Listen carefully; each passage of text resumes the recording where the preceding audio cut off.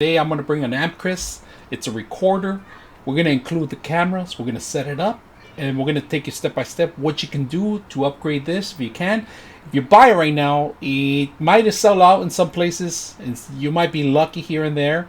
So today we're going to go ahead and do two segments on this one in the same show. So first of all, we're going to talk about the recorder. This is probably the most important item that you need to buy before you proceed in buying your PoE cameras. Now, this is power over Ethernet. That's what stands PoE. On top of that, this is capable of handling the 4K unit system and indoor and outdoor cameras. We're going to review both of them and we're going to set it up and we're going to open it up too and see what we can upgrade. So first of all, when you get the receiver, it's just a basic receiver. There's so many models on this, but this Amcrest is one of the best ones right now that so far that I've been reviewing.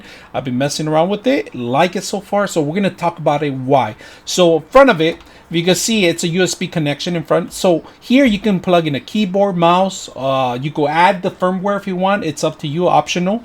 Lighting, power, it turns on, everything. Bottom of it, it has a detachable for the actual hard drive in here, and you can mount this to the wall too. So different options. On the back, we're going to go ahead in the back, check in the back where we're going to see here. Now they do have a different receiver.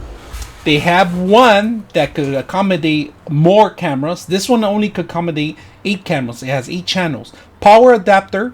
This is where your Ethernet goes in, your main internet. If you want to be able to do a remote into it from outsource, out of your firewall, you're going to need a DNS for that. There's different services. Also, Amcrest does sell some services through there. They also have another option of the cloud system, so everything you're streaming will be saved into a cloud. They have different programs in that. It's a costly thing that will do a yearly fee, a monthly fee. So look it up on the internet if you have any time. I'll put their link right below. Here, it's the old VGA. These are for the old monitors, you know, that you have the line around. You can plug it in. This is for the actual audio connections in here. The red one's the audio. And then they have HDMI. And then they have another spare connection, so if you have a mouse and keyboard, you could both use them in here. So it's real easy if you plug in and play. Especially if you had a wireless keyboard and mouse, you just plug in one. You go use your mouse. I couldn't get it to work with the keyboard for some reason. I did the latest firmware thinking that it's gonna fix it. So right now what we're gonna do is we're gonna take it apart and we're gonna look at inside.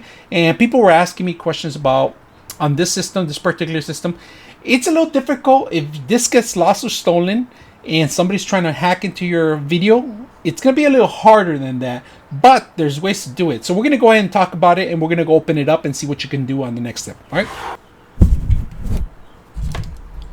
All right, we're going to bring in the camera a little closer if you guys can see this. So first of all, here, if you want to see this, this is a hard drive. It's a mechanical drive.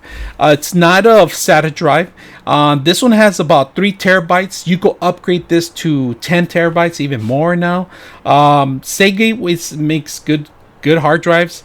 So does Western Digital. All these companies. I mean, you can find, if you find something cheaper and better and larger, then you want to put it in here. Now, this unit itself, you can add a reset button on this system here itself. You could do a reset button here, or you could do a lighting button or power something else too. So, all right, so let's talk a little bit more details about the system itself.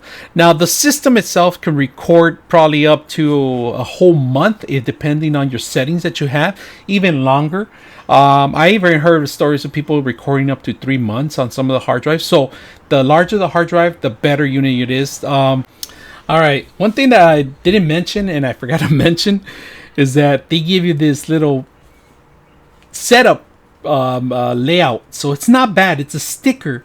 You mount it on the wall and you drill in the holes, and this matches this thing here. So not that bad. Instead of you going out there and getting your ruler and starting crossing these things out yourself, you just take out the sticker, put it against the wall, drill it in there, and you're all set. I like that. That's a really good option. A lot of companies don't do stuff like this. They pretty much give you a piece of paper. They don't make it sticker wise. So this is a great option. Like this stuff. Very simple to set up. When you hit the smart add, it automatically picks up any camera that's not in the facility that you just plug in. It will automatically configure and add the IP and everything, and then it'll show up. So that's another thing. That's a great thing that it does.